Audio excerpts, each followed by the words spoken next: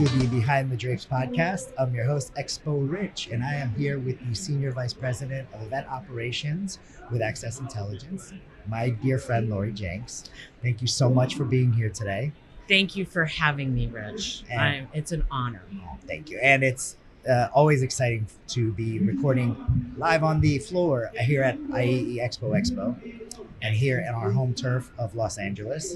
That's right. Sort of not my home turf, but Orange County, close. Yes. It's still in California, right? Yes. So we like that. Yeah. I know. And the one thing is, like, I love that feel and the energy and the buzz. So, like, when we record here, you can hear everything going on. But I know. I think that's why we love live events, That's isn't true. it? Aren't we more grateful and appreciative of live events? Yes. So I'm gonna change this up a little bit, Expo Rich. What do you mean? Okay.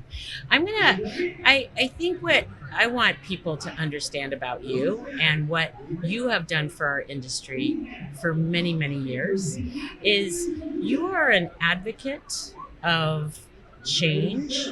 You embrace it, and you absolutely understand the customer perspective.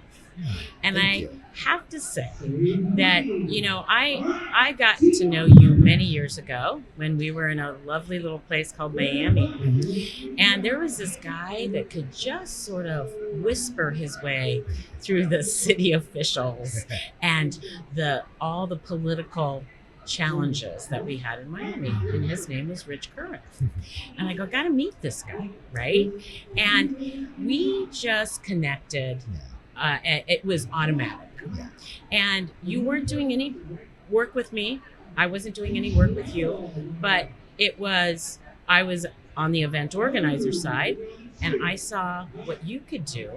And you were this, and I will say, a nimble, smaller, and I will call a service provider, and more that could really take your vision and go, what I can make that happen for you, and I can do that for you, Lori, if you give me a chance. Yeah. And I remember, and we did big events. Yeah. Okay, so we were very much into large, big scale events, and we had a couple smaller events that were just a little bit challenging, but they needed something fresh, and they needed to be, and the customers were on the high maintenance side. And I thought, I want Rich. I want CCI and what you guys do. It is, to me, that was what we didn't know you as well. And I just thought, this is it. So you did. And I had to sort of champion that up. But Rich, you and your team kicked it out of the park.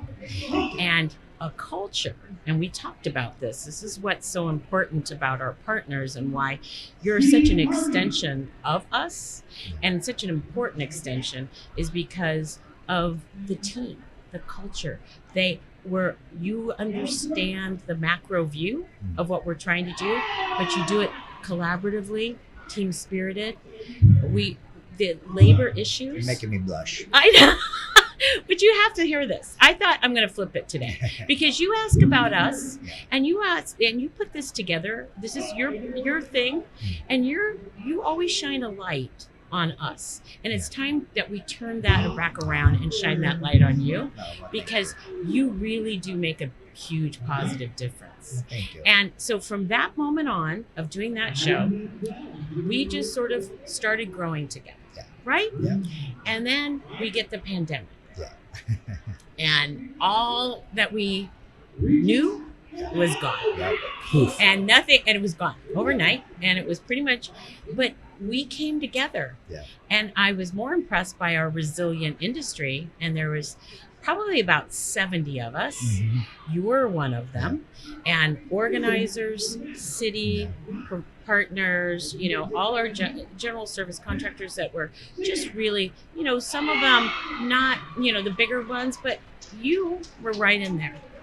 And we sat and had these kind of brainstorming think tank, and we came up with what we lovingly call the playbook. And we were trying to figure out what business would look like. What would live events look like? How could we knew it was going to come back. We just didn't know when. Yeah. And we put that together, and there was multiple people. Suzanne Steigers, Yep. Jarrell Gordon, That's right. you, Yep. me, and we just got together and we started talking. Yeah. And how can we change this up? And you know what, Rich? That seed of an idea, believe me, it has blossomed. And our events, we've never, the live event business is absolutely essential. Well, hopefully will never go away again. Right. And what we do now is, and what I feel like, we knew a lot of people, but we really didn't know them. Right. And when we went through the pandemic and we really listened to what was happening to us professionally, personally, we got to know people and we started listening to each other. Yeah. And that is what I'm so proud of today. And look at what you have done. And then I decide to go out and, with my former boss, launch a show. Yep. And I get the opportunity. He says, it's a great idea. Who do you want to work with? Mm-hmm. And I said, Rich. And I Dustin. was and Dustin and the Expo team. And I feel like that was such a good fit because we didn't know what we were doing. Mm-hmm. We had none of the infrastructure we were used to, but we knew we could create a really cool event. Yeah. And we did it. And you walked us through that. You absolutely were there every moment of the time. And Dustin, he's based out here in California and you're, in Miami, but it just didn't seem, it was seamless. Thank you. That was a fun one to try to get across the finish line for sure. It was, and we Because almost didn't make it. We almost did not make It it. was very early pandemic for California. And we kept, and then they kept, yes, it was in October of 21. Yep. Yeah. We pushed it out. It was supposed to launch in October of 20. Yeah. And we pushed it out a year and decided to do it October 20. And here, was a little more difficult than other places. California was very strict. Yeah. And I had 2 different health departments I was working. It was a food show. Yeah. And that was another challenge all unto itself. But it was such a good bonding experience. Yeah. And here we did.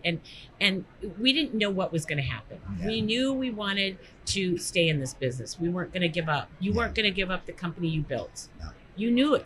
You knew you were going to, this is your... Hell or high water. We're making it work. You were, and your company is such a reflection of you. No. That's because you are that glue. You attract the right people to you. Thank you. And you've I think this is what I'd like the industry to know about you personally and professionally, because I have never had such a solid champion. And you are always there for me. You answer every call, any email, reach out. You reach out to me. I mean, we will be connected forever. Definitely. And I know that our businesses, and we're in my role now of what I do, I'm learning a lot. I have a whole new group of brands that I don't know a lot about that. And I didn't, I inherited a lot of relationships and partnerships that, I think we're looking at. But you really elevated up for me, and you take that and you can execute on any vision you can execute on, and you can do it, which is even more amazing, within budget. Always, which isn't easy because we can get all the pretty pictures of course, we can do that. Well, how much is that going to cost you? $1 million. Yeah. Well, no. But you always, it was such a fantastic way to do business. But I will say your relationships with city officials, and you go to the next layer. You advocate for us as your customer, your client, but you also fight those battles. And sometimes, Miami was like, I thought it was in a totally different country. I thought, what's happening it's here? A special place. Who's running the building? And who's controlling us and telling us how to load in and load out and where we can, put our trailers and all that stuff. And you just walked us through that, Rich. And I know you don't you don't sleep. And we've been through tornadoes, hurricanes, you name it. We've been through emergency disasters together, and we had to pull it all together, and we came together, and that we had crisis plans, but now what we have built together, we have emergency preparedness like you wouldn't believe. And the pandemic has even created a higher level of what we would do. And that's a testament to you. But I never feared for our business with you. No, thank you. I always felt you had us in your hands, and we would get through it together. And you would just walk, and you would be honest with me, which I think is always nice. Everybody, it's hard to tell people the facts. It is. And no is not always what we love to hear, but we've worked through it because we listen to your guidance and your expertise, but you are that expert. So thank you. And this was I think we forget about that. And we forget about what it takes to put on live events. It is a huge, huge team of talented people. It is not one person, two people. It is lots and lots of people. But you are that partner that we really, really want to have with us every step of the way. Thank you for that. I know. So, but it's an honor, and I never take it for granted, and I appreciate you more than you will ever know. Well, you definitely threw me off my game today. I wanted to. I told you, I gave you a little heads up, but I really feel like it's time. These are the moments, Rich. And this is where, we're headed into a bright new future, but it's going to be difficult. It's not going to be easy.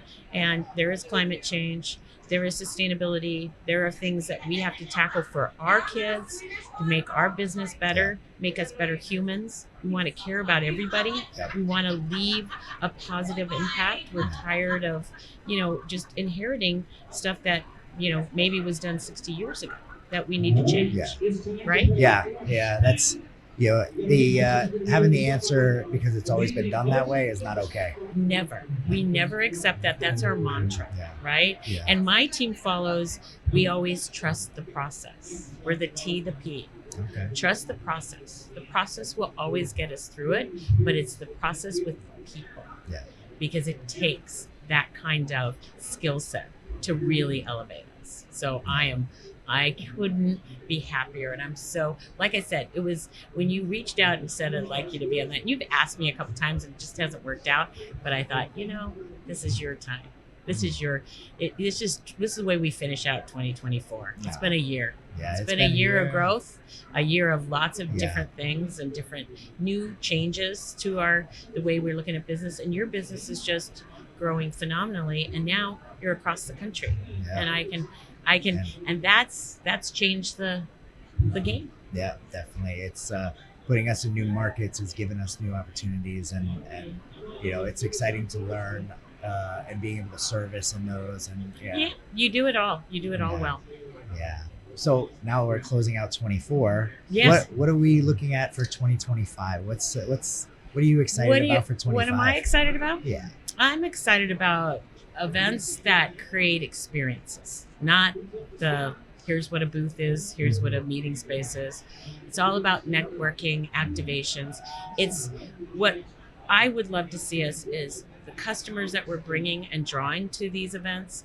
How are we making them better at business, better at being healthier, happier? We are gathering people that don't get to see each other as much. And live events are now actually becoming workplace gatherings. So it's a gathering of different tribes. So you're bringing workers together, you're bringing attendees and buyers and sellers together. You're doing and you're learning and you're teaching. And there's a layer of sustainability, and we've all signed on to the net zero pledge. Complicated to say the least, but we're on it. We're gonna make a difference, but it's in regenerative policy. Because what can we do today? We can't wait for 2030. We got to do it today and start showing this. And how are we going to attract the youth to our events? In 2021, when Kai was rolling that out to all of us at that first CISO that we were at. Remember that? Yeah, and I pledged while we were there, and I got back and I was like, well, what does this look like? And what actually made it easy was I went back to my company and I said, who's this important to? And I got a group of young people that are passionate about it, that, you know, we have some champions. And I said, you know, own this. And, you know, year one, I went to the Nest Climate Summit. Year two, I sent them. They went, and you met Maya and Sarah. And, I was at Nest. Yeah. I love that. And you know, just having these people that are passionate about it pushes me to reinforce and make decisions that are better for, you know, sustainability, sustainable products. You know, it's not a cost. It isn't. You can't look at it as a cost item. It's a definite impact. It draws attendance. It keeps exhibitors and sponsors. It is a game changer. And we created an internal task force. So we drew from all different departments in our company that are, you know, different ages. That it is passionate. They want to make it better. They want to learn the difference of why we shouldn't be doing that. What is a better way, more sustainable way. But regenerative, once we embrace that as an industry, and I'd love to see us embrace it. But 2025, we have to be authentic. We can't greenwash. We've got to measure. And everybody has to measure, and we all have to come up with standards. It's a little confusing right now, but we'll get through it together. So I'm excited about 2025, and I'm excited about what our industry is going to evolve into. Definitely. Going back to what I like about it is that, you know, by putting other people in charge of it, they actually hold me accountable for the next move. And it's like, and you got to make it happen. Because the thing is, like, I can't say, this is our initiative and do nothing. So when I say, I want you to learn about this and tell us what to do next, and then they do that, I have to act. I have to do it. I have to behave. You know, you do. You got to walk the walk. You got to walk the walk. You can't do it. And it's been great because what we found, and we've actually been able to find some proprietary things that now, like, we're using, like our SEG for our bulk shows, like the fabrics that we're using. It's 100% recycled material we got coming in. I love it. You know, we have our we molded our own chair that was made from 100% recycled. I love that. So. That, Rich, that to me, the chairs, the furnishings, there has got to be better ways to do that. And using recycled plastic water bottles or whatever they're doing is absolutely amazing.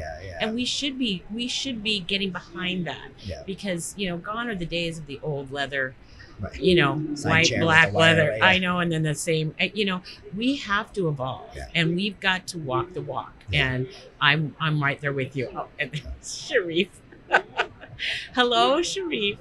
But this is what happens when you have us in an open booth. I know. And we're in a fish tank. We're in a fish tank. Everybody's stopping by to say hi to us. Okay, you guys can't see it. So I guess on that note, we should wrap because we are keeping each other from the show floor.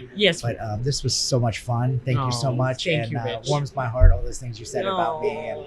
And I'm embarrassed. One in a million. So, you're 1 in a million, Rich. Well, and we're so grateful to have you in our industry, and we will never take that for granted.